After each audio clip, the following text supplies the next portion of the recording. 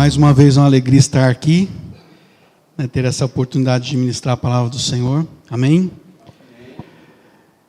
Eu fui levado, Deus ministrou muito meu coração esses últimos dias, e eu quero falar um pouco do amor de Deus. O que seria de nós se não fora o amor de Deus? Mas às vezes essa palavra ela é tão banalizada, né? Amor de todas as formas, amor de todas as maneiras, e às vezes nós não conseguimos entender o quão grande e de que tão grande forma Deus nos amou. Eu quero começar lendo o versículo muito conhecido, que está lá em João 3,16. É quase um desafio, né, você pregar sobre um versículo desse, né? Mas esse versículo diz: porque Deus tanto amou o mundo, que deu o seu Filho unigênito, para que todo aquele que nele crer não pereça, mas tenha a vida eterna. Lendo esse versículo, ele é de uma simplicidade, mas ele esconde uma complexidade tão grande. Porque quando fala que Deus amou tanto, a gente precisa começar a entender o sentido das palavras. Deus amou tanto. Algumas versões falam de tal maneira. O que quer dizer a palavra tanto? Tanto é um advérbio que quer dizer por tão longo tempo. Deus nos ama desde a fundação do mundo, desde a eternidade, por tão longo tempo. Tanto também quer dizer por tão grande número de vezes. Nós erramos, aí nós vamos diante de Deus, pedimos perdão, né, clamamos pelo seu amor, e Deus nos ama. Aí no dia seguinte, nós erramos de novo, clamamos pelo amor de Deus, e Deus novamente nos ama. Esse tanto é por um tão grande número de vezes. É também uma palavra que quer dizer em grande quantidade. Né? Como que nós vamos medir o amor de Deus? É tão alto, é tão profundo, é tão extenso. Tem até a musiquinha, né, pastor? O amor de Deus é com intensidade e repetidas vezes. Sabemos o quão difícil foi para o Pai ver o seu único e insubstituível Filho. Diz aqui que Deus deu o seu Filho unigênito. Deus não tinha 2 filhos. Ele não tinha como gerar outro filho. Era o único e era o insubstituível. E deu é tornar disponível. Porque nós aprendemos que quando houve a queda, nós nos afastamos de Deus. E através de Jesus nós teríamos novamente um acesso à disponibilidade da presença de Deus, da qual nós usufruímos hoje. Eu senti a presença de Deus aqui. Num gesto de doação, sem esperar nada em troca. Esse versículo diz: para que todo aquele que nele crer. Mas mesmo que ninguém viesse a crer, ele teria feito da mesma maneira. Somente um amor indescritível e incalculável poderia mover o coração de um pai para uma entrega única e exclusiva em favor de tantos outros filhos perdidos. Então Deus olha a terra e os seus filhos todos perdidos. E Ele vê no seu único filho a única forma de fazer uma ponte que fosse capaz capaz, suficientemente capaz, de nos unir de volta à casa do Pai. E independentemente de serem bilhões, né, nós sabemos que no mundo tem 7 bilhões e não sei quantos milhões de pessoas. Mas independentemente de serem bilhões, se fosse apenas um, ele faria da mesma forma. Que amor é esse? São bastante folhas, viu, irmão? Porque a letra é daquele tamanho, para eu não precisar usar o óculos. No princípio, João 1, de 1 a 3, era aquele que era a palavra. Ele estava com Deus, ele era Deus. Esse é Jesus. Aquele que é eterno. Aquele que tem a natureza de Deus. Ele estava com Deus no princípio. Todas as coisas foram feitas por intermédio dele. Sem ele, nada do que existe teria sido feito. Quando nós olhamos para o céu e nós vemos as estrelas, nós tentamos focar os nossos olhos no sol. Tudo isso foi feito por intermédio dele, Jesus. Agora, como entender essa manifestação de amor pela ótica de Jesus? É isso que nós vamos ver hoje.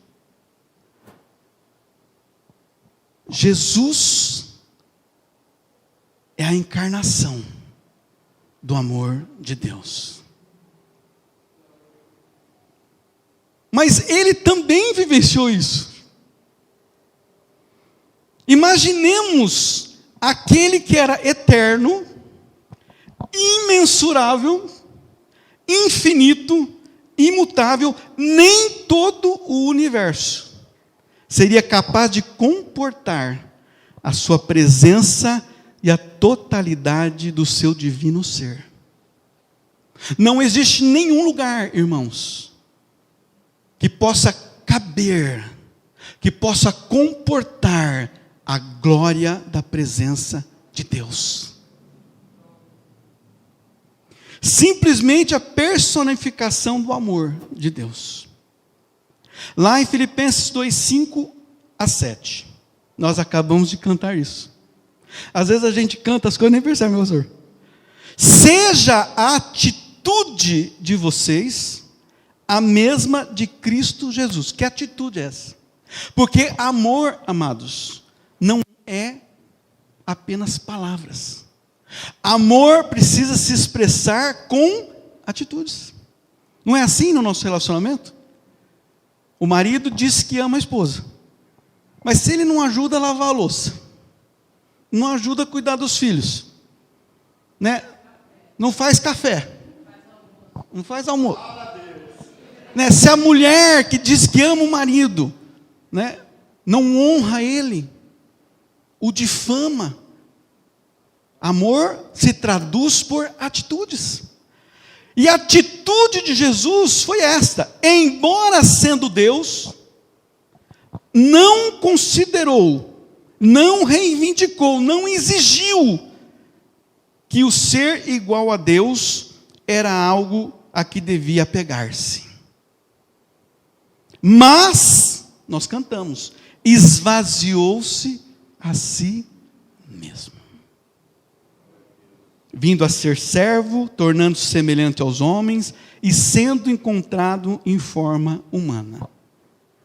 Meu Deus, um ser que é eterno, que nem todo o universo é capaz de comportar, ele se esvaziou. A gente tem, quando fala da palavra esvaziar, né, normalmente você pensa, poxa, um copo com água, eu jogo a água fora, o copo fica vazio. Mas esvaziar-se é mais que isso. Ele foi movido por este amor incondicional, que é a essência do seu ser, porque Deus é amor. Ou seja, a sua própria natureza. E movido pelo desejo de agradar o seu pai, ele se despiu de toda a sua majestade e esvaziou-se de toda a sua plenitude. Esvaziar é tornar vazio, é despejar, é desocupar, é retirar o significado. É ele sabendo que ele era Deus. É como se ele estivesse abrindo mão do seu próprio significado para ser quase nada. João 16, 28 diz assim: eu vim do Pai. Essa água é minha? Deixa eu beber, que senão minha esposa já vai falar ali. João 16, 28 diz assim: eu vim do Pai e entrei no mundo. Agora eu deixo o mundo e volto para o Pai. Jesus sabia que ele ia estar aqui por um determinado tempo. Ele sabia que era transitório. Só não tinha vivenciado tamanha experiência. Porque uma coisa é a teoria, a outra é a prática. Pela primeira vez na história da eternidade, por um milagre inexplicável, Deus respirando o nosso ar.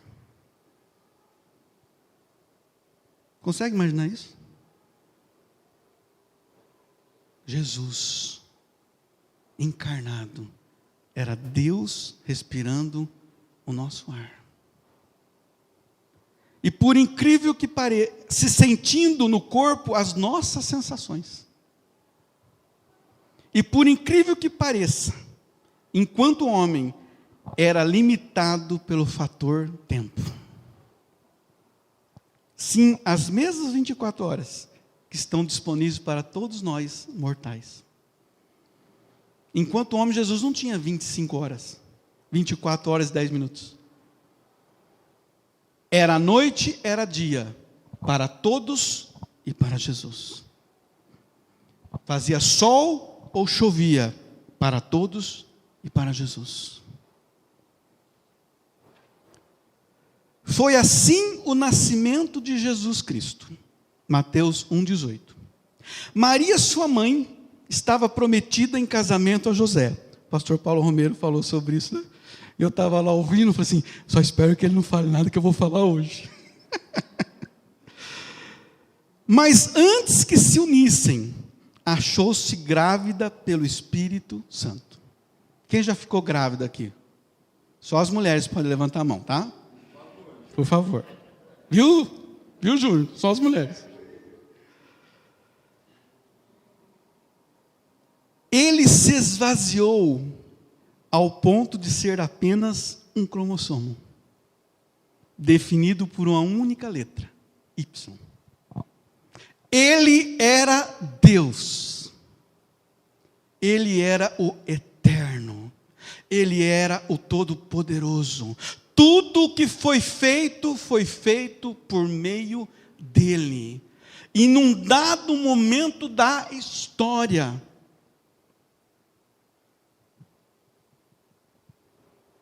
ele foi achado e representado por uma única letra, Y. Porque é o Y que determina o sexo de uma criança. E quando é Y, é masculino. E Jesus é homem. Triste o que eu vi essa semana. Triste. A programação que a Netflix colocou disponível.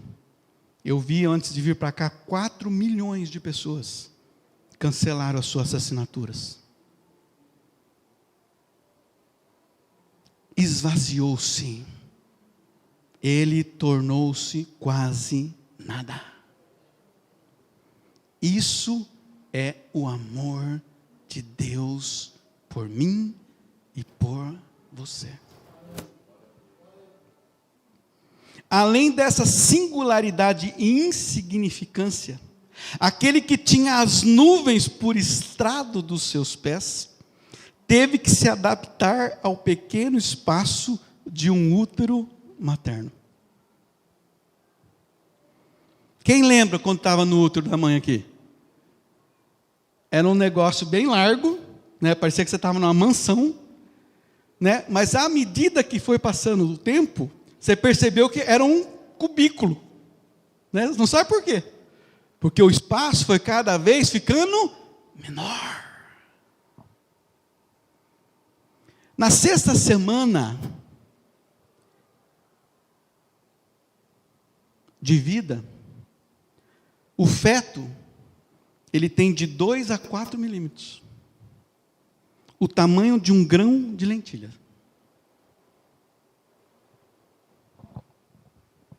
Vocês conseguem enxergar?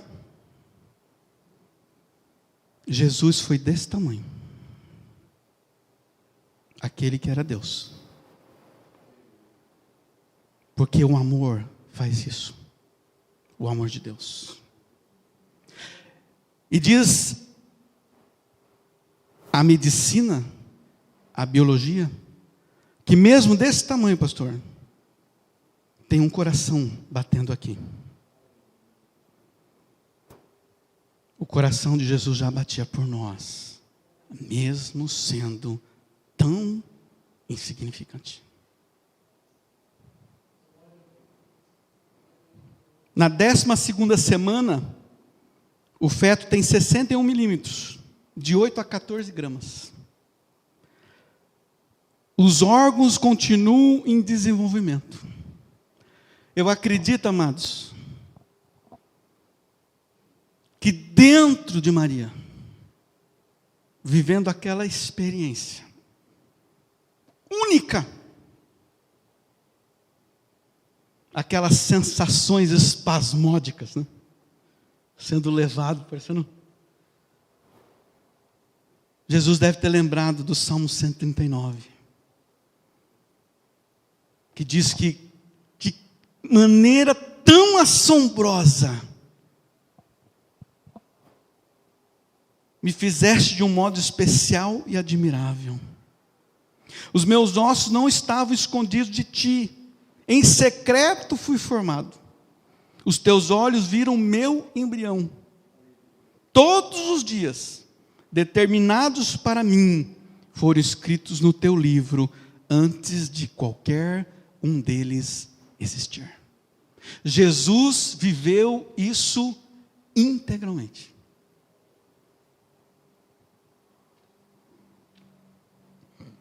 Na 14ª semana, 14ª é o tamanho de uma laranja. Eu ia trazer uma cesta de frutas aqui, mas eu achei mais fácil só trazer a lentilha. Eu até brinquei com a minha esposa, falei, amor, eu vou pedir para o pastor, vou distribuir uma lentilha para cada um. Mas vai que o pessoal pensa que é por causa da virada do ano, né, que faz a lentilha. Na 32ª semana, todos os 5 sentidos já estão funcionando. Na 36ª, nesta fase, a maioria dos bebês já estão encaixados, com a cabeça para baixo. Com certeza o mundo de Jesus estava de ponta cabeça. Tudo porque Deus tanto amou o mundo. Lá dentro do recôndito escondido do útero de Maria, Ele, o Salvador do mundo, estava a salvo dos agentes nocivos de um ambiente externo, inóspito e cheio de perigo. Enquanto o neném está dentro, a mãe protege, guarda. Quando sai para fora, né, irmãos, é dificuldade, né? Mateus 1,21 diz, ela dará à luz um filho. Você deverá dar-lhe o nome de Jesus. Era a mensagem do anjo a José. Porque ele salvará o seu povo dos seus pecados.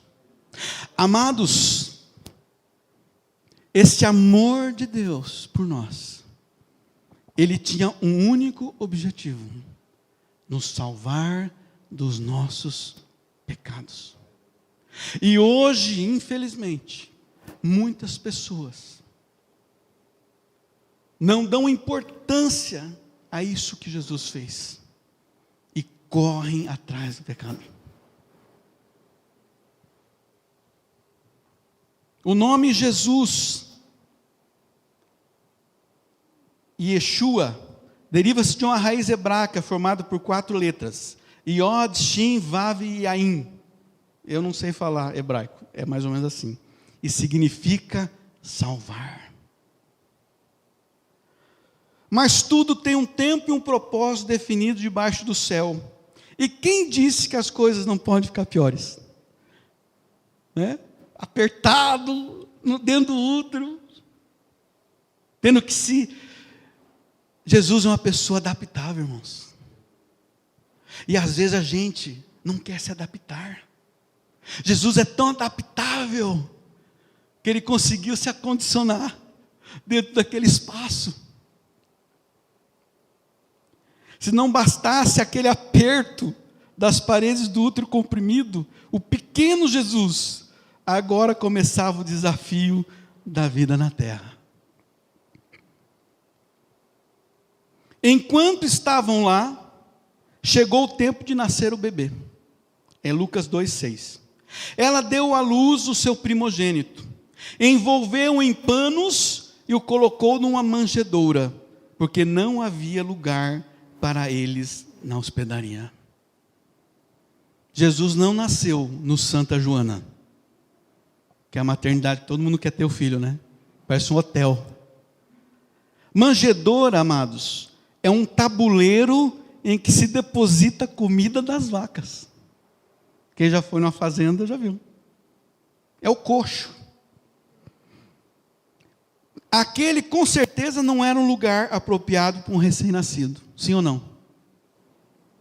Bem diferente de estar ao lado do Pai, ocupando o seu trono de glória. Isso é esvaziar-se. É eu ter um trono de glória, sobre o qual me assento sendo Deus. Poderia olhar a miséria do mundo e simplesmente não fazer nada. Ele decidiu, porque nos amou, a descer, descer e descer.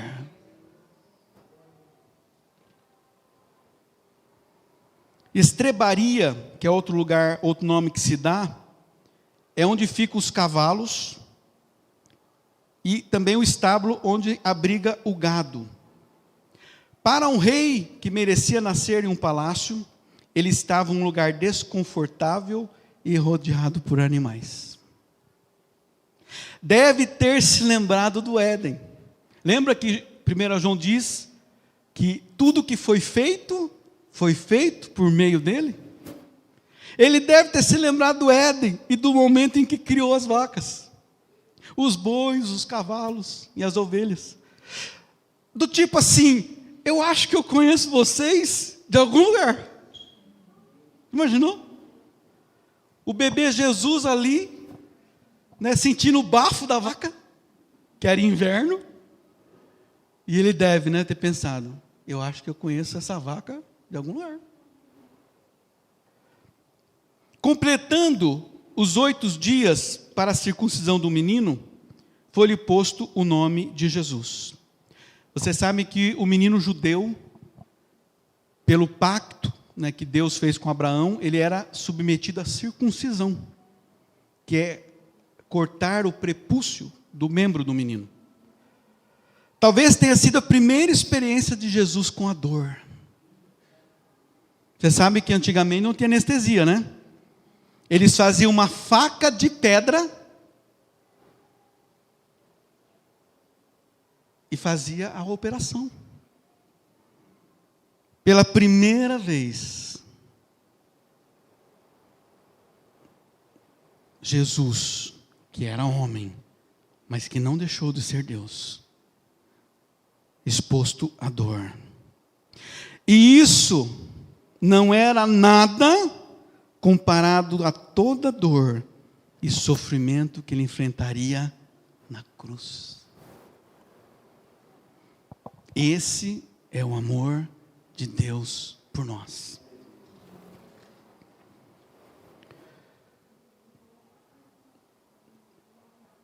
Nós sabemos que Jesus teve a infância, a Bíblia não fala muito disso, mas que os pais dele subiam para a festa da Páscoa, e até os 12 anos ele ficava em casa. E lá ele brincava com seus coleguinhas. Eu até pesquisei, pastor, tinha uma brincadeira que chamava Procurando o Aikomen. Afikomen. Eu falei, meu Deus, que negócio é esse? Procurando o Afikomen. Aí ele explica aqui, né? Que eles faziam os pães asmos e cortavam os pedaços do pão e escondiam em alguns lugares. É como se fosse uma caça ao tesouro. E as crianças que ficavam ali, naquele período da Páscoa, elas corriam atrás para procurar. Porque quem achasse o pedaço do pão, ganhava um prêmio. Provavelmente Jesus não ganhou o prêmio todas as vezes. E ele teve que aprender também, às vezes, a perder. Isso fez parte da sua humanidade. Diz que em Lucas 2,51, que ele foi com eles para Nazaré e era obediente aos seus pais. Vamos imaginar, irmãos, ele era Deus e teve que aprender a obedecer.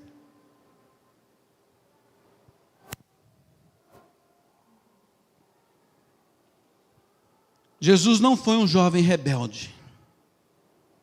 E mesmo sendo o Senhor dos céus e da terra, aprendeu a obedecer e a honrar os seus pais.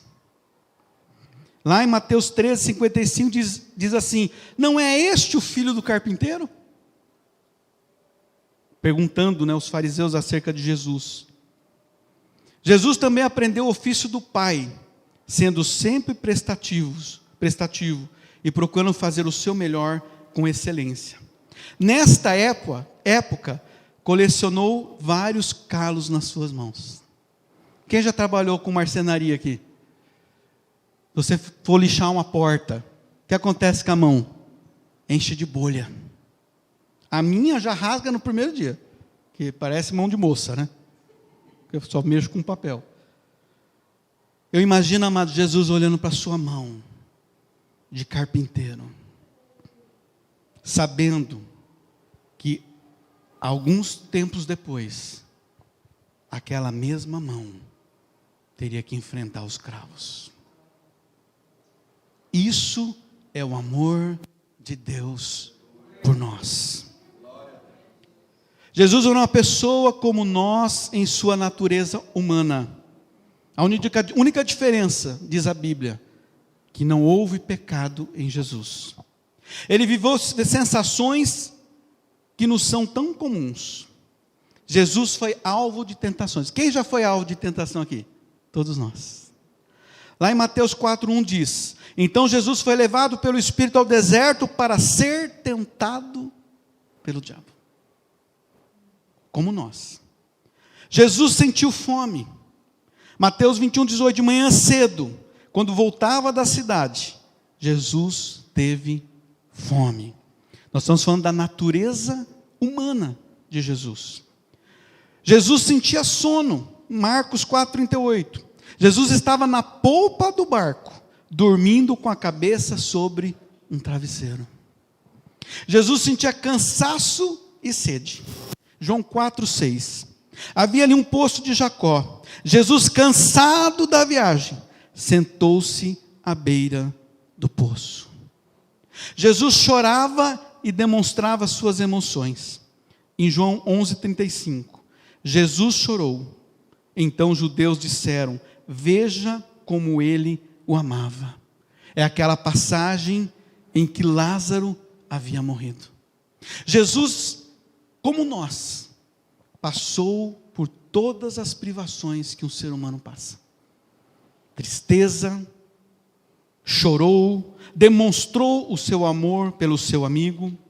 Jesus insurgiu contra a corrupção e a injustiça. Aquela passagem que ele entra no templo, derruba a mesa dos cambistas e proclama o zelo da casa do Senhor.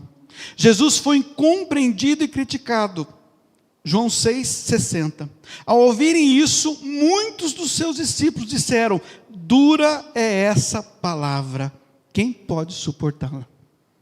Eu estou querendo mostrar, queridos, que ser Jesus, cumprir o seu propósito, não foi nada fácil. Jesus foi rejeitado. João 7,5. Pois nem os seus irmãos criam nele. Nem os seus irmãos. Jesus sofreu discriminação. Vocês estão fazendo as obras do pai de vocês, protestaram os fariseus.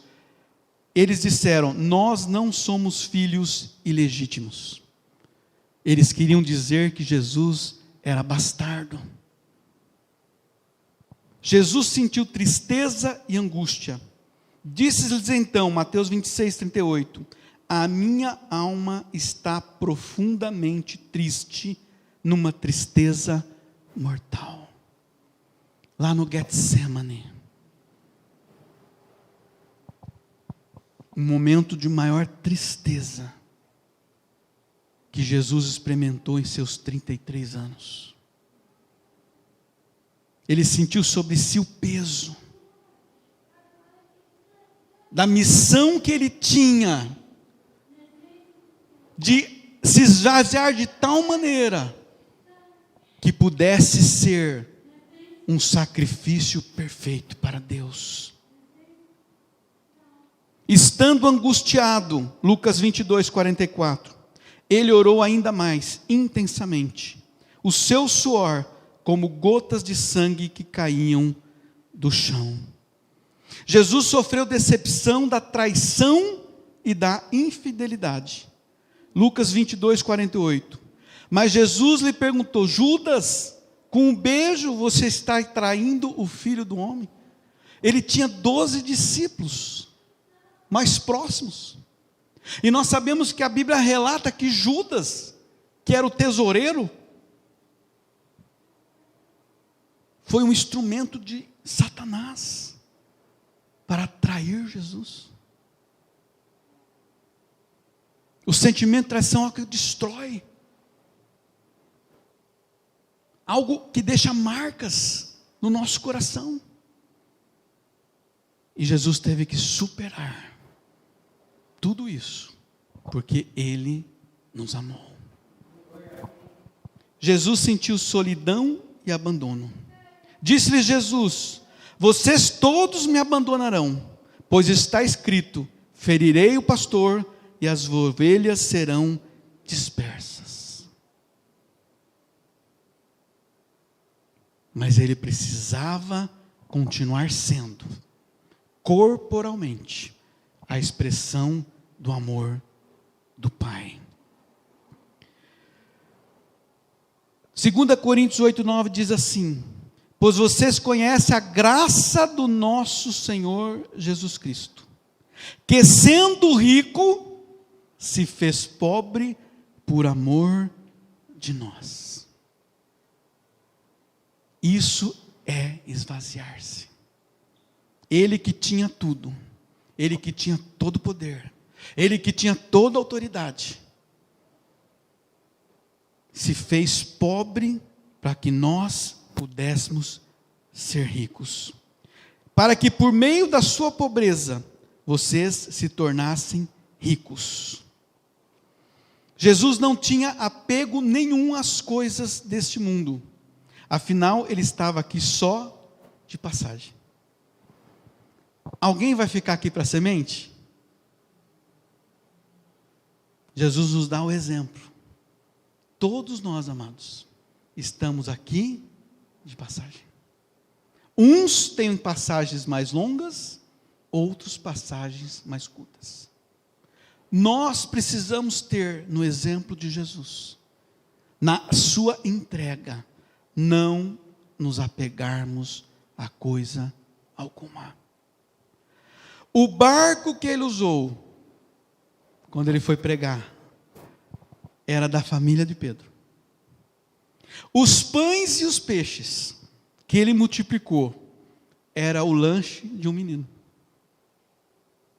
O jumento que ele montou para a entrada triunfal em Jerusalém era emprestado. E ele devolveu. A casa que ele passou o último feriado da Páscoa também era emprestada. A cruz que ele carregou e na qual foi crucificado não era dele. Aquela cruz foi preparada para Barrabás. E Barrabás representa a cada um de nós. Aquela cruz era o meu, era o seu lugar.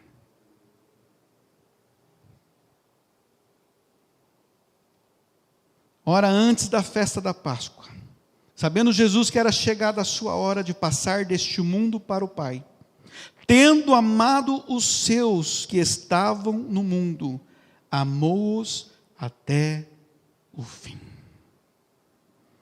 Amados, toda a vida de Jesus, desde quando ele era como a semente, um grão de lentilha, até o momento em que ele declarou que estava tudo consumado, foi a manifestação, a expressão do amor de Deus.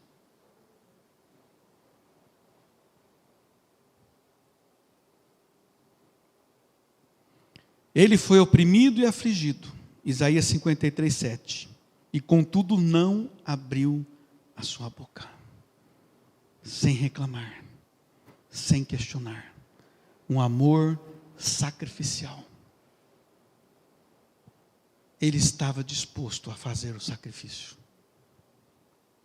Cristo nos redimiu da maldição da lei, quando se tornou maldição em nosso lugar. Porque está escrito: maldito todo aquele que for pendurado no madeiro. Gálatas 3, 13. Se não bastasse tudo isso que eu tentei pontuar, desde a concepção de Jesus, ele se tornou maldito no meu lugar.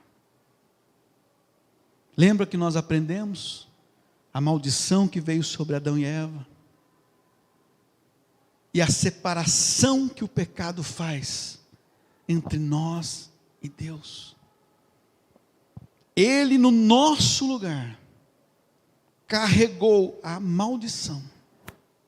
Ele, no nosso lugar, como se absorvesse toda a nossa culpa, para nos perdoar. Este é um amor incondicional.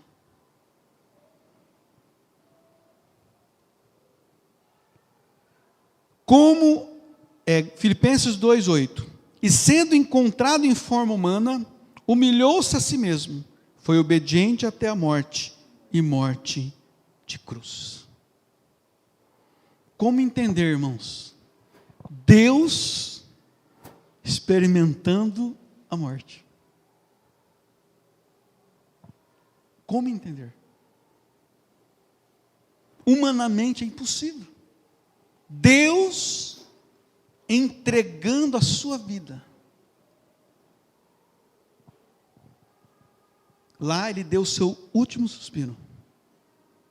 E o seu corpo morreu. Porque se não houvesse morte, não haveria ressurreição. Porque se o grão de trigo ficar só, ele não cair na terra, ele fica só. Mas se ele morre, ele dá muito fruto. Essa foi a paixão de Cristo.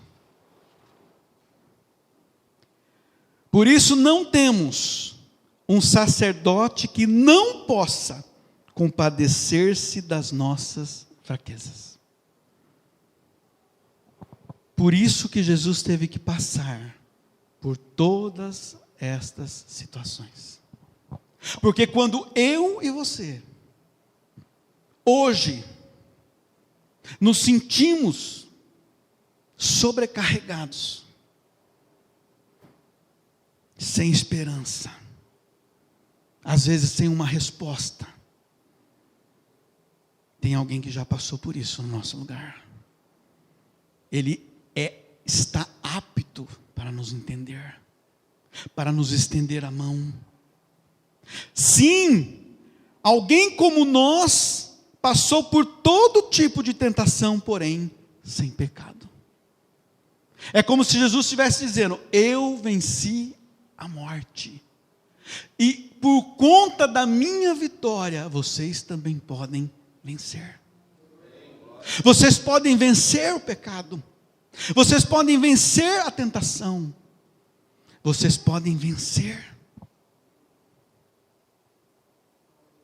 Por tudo que padeceu, Ele, Jesus, é capaz de nos entender e nos ajudar nas nossas fraquezas, e se necessário, até nos levantar do chão, quando caímos e não temos mais forças.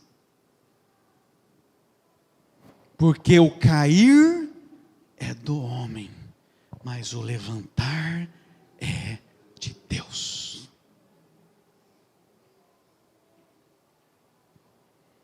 Eu estou terminando. Vocês foram regenerados, não de uma semente perecível, mas imperecível, por meio da palavra viva e permanente.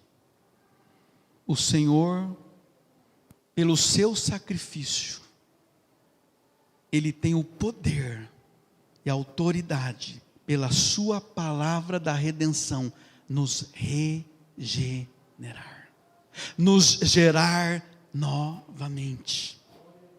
Vocês não sabem que são o santuário de Deus e que o Espírito de Deus habita em vocês? 1 Coríntios 3,16. Dentro de nós, amados, existe algo que vem de Deus.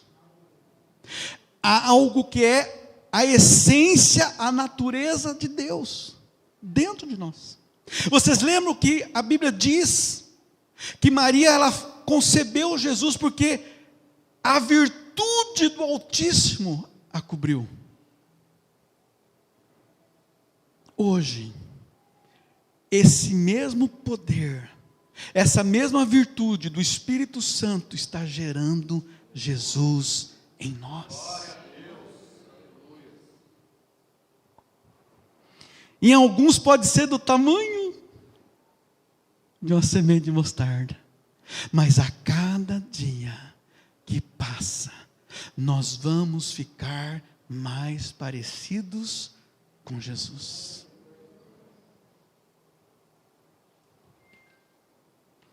Agora essa semente quer ganhar forma dentro do nosso coração. Sim, o mesmo Espírito Santo, atuando com a virtude do Altíssimo para gerar o caráter de Jesus em nós. É isso que o Espírito Santo está fazendo. É fácil ou é difícil? É difícil. Mas para Deus não há nada impossível. Mas o fruto do Espírito é amor. Esse Espírito de Deus dentro de nós está gerando a natureza de Deus em nós. Não podemos ser insensíveis a tudo que Jesus conquistou por nós e para nós. Amém? Não podemos abortar a sua vida que pulsa no nosso coração. Amados, Deus manifestou o seu amor através de Jesus. Hoje Jesus quer manifestar o amor do Pai através de nós.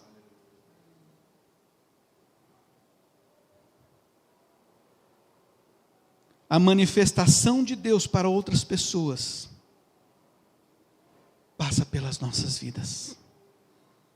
E pode ser que milhões, milhares, centenas, ainda que seja uma só, de enxergar o amor de Deus através de mim. É isso que representou aquele versículo que nós lemos no início. Porque Deus tanto amou o mundo. Queridos, o que Jesus quer é nos dar um sentido de estarmos aqui. Porque a vida passa tão rápido. Às vezes eu olho para trás, amados. Eu tenho 52 anos. E sabe, a única coisa que eu me lamento é de ter feito tão pouco por Jesus.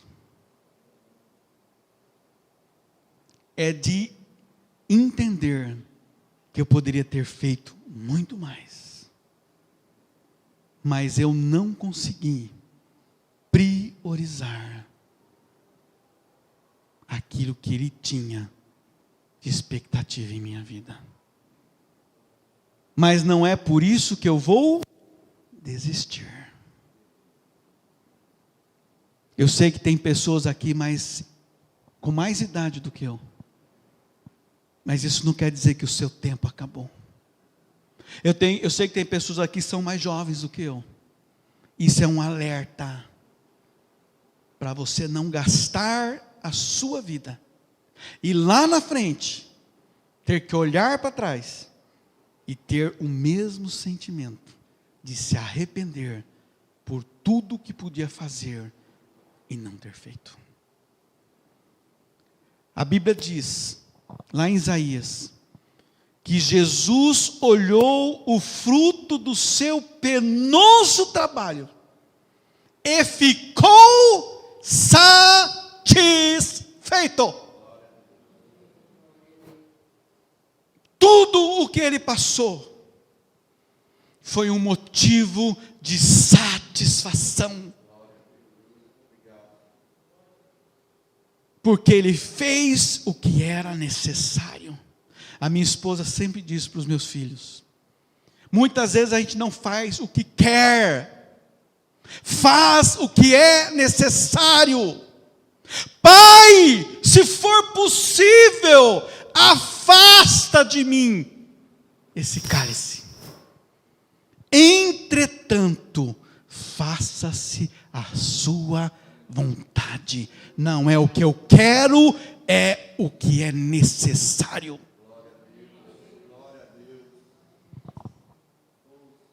Que nós possamos permitir que o Espírito Santo gere em nós essa semente que vai produzir o fruto do Espírito Santo para a glória de Deus. Amém? Vamos ficar de pé.